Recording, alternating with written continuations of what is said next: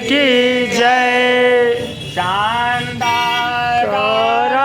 भुजगशयनं पद्मनाभं सुरेशं विश्वाधारं गगनसदृशं मेघवर्णं शुभांगं लक्ष्मीकान्तं कमलनयनं योगविद्यानिगम्यं वन्दे विष्णुं भवभयहरं सर्वलोकैकनाथं। श्रीकृष्णार्पणमस्तु।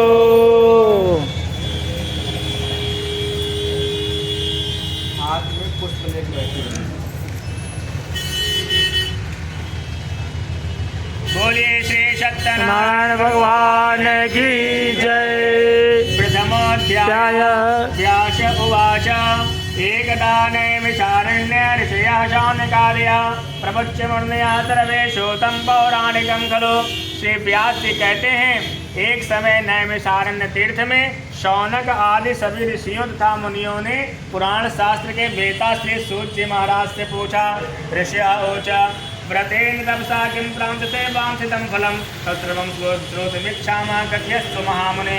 ऋषियों ने कहा, महामुने, किस व्रत अथवा तपस्या से मनोवांछित फल प्राप्त होता है उसे हम सब सुनना चाहते हैं। आप कृपा करके मुझे विस्तार पूर्वक बतलाइए। सूत उवाच नारदेनैव संपृष्टो भगवान् कमलापति सुयथेवाह श्रुतं समाहिता एकदा नारदो योगे परानुग्रहकांक्षया पर्यटन विधान लोकान् मृत्युलोकमुपागता। श्री सूत जी कहते हैं, इसी प्रकार देवर्षि नारद जी के द्वारा भी पूछे जाने पर भगवान कमलापति ने उनसे जैसा कहा था उसे ऐसे ही कह रहा हूँ, आप लोग सावधान होकर सुने।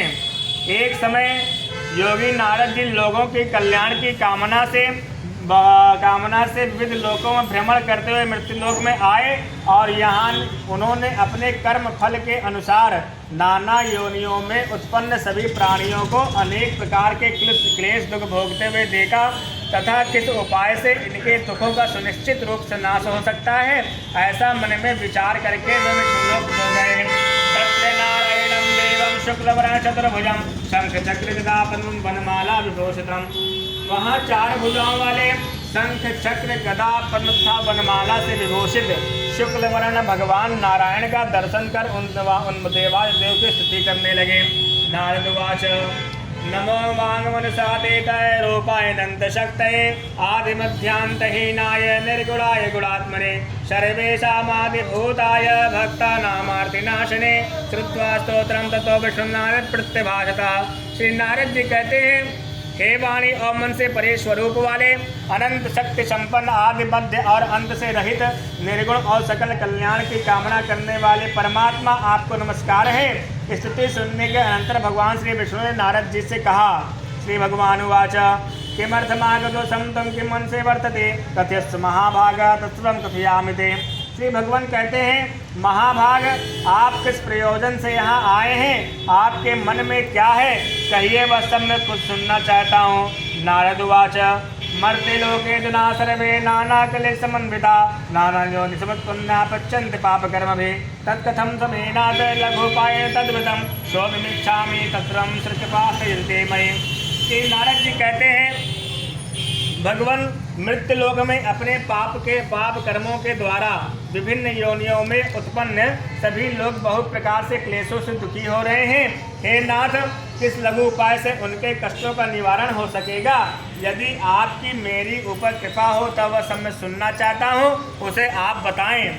श्री भगवान उवाच साधु पृष्ठं त्वया वत्स लोकानुग्रहकांक्षया यत्कृत्वामुच्यते मोहादश्वक्तं वदामि ते व्रतमस्ति महत्पुण्यं स्वर्गे मर्त्य च दुर्लभं स्वस्नेहामया वत्स प्रकाशः क्रियते धुना सत्यनारायणं शैवं व्रतं संविधानतः कृत्वा सदं सुखं भुक्तं परत्र मोक्षमाप्नुयात्। श्री भगवान कहते हैं, हे वत्स, संसार के ऊपर अनुग्रह करने की इच्छा से आपने अच्छी उत्तम बात पूछी है। जिस व्रत के करने से प्राणी मोह से मुक्त हो जाता है उसे आपको बताता हूँ, सुने। हे वत्स, स्वर्ग और मृत्युलोक में दुर्लभ भगवान सत्यनारायण का एक महान पुण्य व्रत है। आपके स्नेह के कारण इस समय मैं उसे कह रहा हूँ। अच्छी प्रकार विधि विधान से भगवान श्री सत्यनारायण का व्रत करके मनुष्य शीघ्र ही सुख प्राप्त कर परलोक में मोक्ष प्राप्त कर सकता है। भगवान की ऐसी वाणी सुनकर नारद मुनि ने कहा, नारदवाच किम फलम किम विधानम च कृतम केन तत्प्रथम तत्प्रबंधस्त्रान प्रभो। ये नारद जी कहते हैं, प्रभु इस व्रत को करने का फल क्या है, इसका विधान क्या है, इस व्रत को किसने किया और कब इसे करना चाहिए, यह सब भी मुझे विस्तार पूर्वक बतलाइए। श्री भगवान वाच दुख शोकादिशमनम धन्धान्य प्रवर्धनम सौभाग्य संततिकरम सर्वत्र विजयप्रदम यस्मिन् कस्मिन् नेहमर्त्यो स्वस्ति श्रद्धा समन्विता सत्यनारायणं देवं यज्ञे च मनीषामुखे ब्राह्मणे बान्धवश्चैव सहितो धर्मतत्परा नैवेद्यं भक्षितो ददाता सपादं भक्ष्यमोत्तमं रम्भाफलं घृतं क्षीरं गोधूमशतचूर्णकम् अभावे शालिचूर्णं वा शर्करा गुणमिष्टदा सभागं सर्वभक्ष्याणि च कृतनिवेदे। श्री भगवान कहते हैं, यह सत्यनारायण व्रत दुख शोक आदि का शमन करने वाला, धन धान्य की वृद्धि करने वाला, सौभाग्य और संतान देने वाला, सर्वत्र विजय प्रदान करने वाला है। जिस किसी भी दिन भक्ति और श्रद्धा से समन्वित होकर मनुष्य ब्राह्मणों और बंधु बांधवों के साथ धर्म में तत्पर होकर भगवान श्री सत्यनारायण का पूजन करे, नैवेद्य के रूप में उत्तम कोट के भोजनीय पदार्थ को सवाया मात्रा में भक्तिपूर्वक अर्पित करना चाहिए। केले का फल, घी, दूध, गेहूं का चूर्ण अथवा गेहूं के चूर्ण ना हो तो अभाव में साठी चावल का चूर्ण या गुड़ या सब भक्ष्य सामग्री सवाया मात्रा में एकत्र कर निवेदित करनी चाहिए। और बंधु बांधवों के साथ श्री सत्यनारायण भगवान की कथा सुनकर ब्राह्मण को दक्षिणा देनी चाहिए। तदंतर बंधु बांधवों के साथ ब्राह्मण को भोजन कराना चाहिए। भक्ति पूर्वक प्रसाद ग्रहण करके नृत्य गीत आदि का आयोजन करना चाहिए। तदंतर भगवान श्री सत्यनारायण का स्मरण करते हुए अपने घर प्रस्थान करना चाहिए। ऐसा करने से मनुष्यों की अभिलाषा अवश्य पूर्ण होती है। विशेष रूप से कलयुग में पृथ्वी लोक में यह सबसे छोटा सा उपाय है। इति श्री स्कंद पुराणे रेवा खंडे श्री सत्यनारायण कथायां प्रथमोध्याय। बोलिए श्री सत्यनारायण भगवान की जय।